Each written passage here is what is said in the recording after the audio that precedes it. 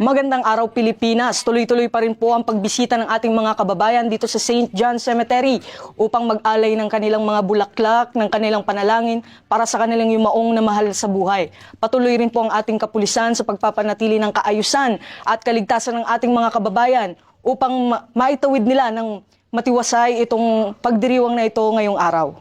Patuloy pa rin ang pagdalaw ng mga kababayan natin sa iba't ibang sementeryo sa bansa upang alalahanin ang kanilang mga yumaong mahal sa buhay ngayong Nobyembre 2 taong kasalukuyan.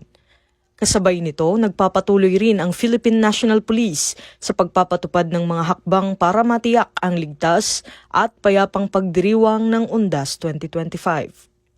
Sa ilalim ng direktiba ni Acting Chief PNP, Police Lieutenant General Jose Melencio Nartates Jr., nananatiling naka-heightened alert ang lahat ng unit ng pulisya sa buong bansa.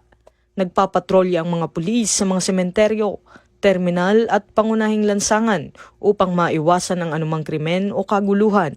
Tinitiyak ng PNP na mananatili ang kanilang presensya hanggang sa matapos ang undas upang masiguro ang kaayusan, kaligtasan at kapayapaan ng publiko sa paggunita ng araw ng mga patay. Ay, maganda po yung kasi meron pong nag-a-assist, gano'n. So, kung halimbawa nawawala po yung kamag-anak nyo na namatay, pwede nyo pong itanong sa kanila. So, matutulungan po kayo. Mula dito sa St. John Cemetery, ako ang inyong PNN correspondent, Patrolman Don Brosas, alagad ng batas, tagataguyod ng Balitang Pulis.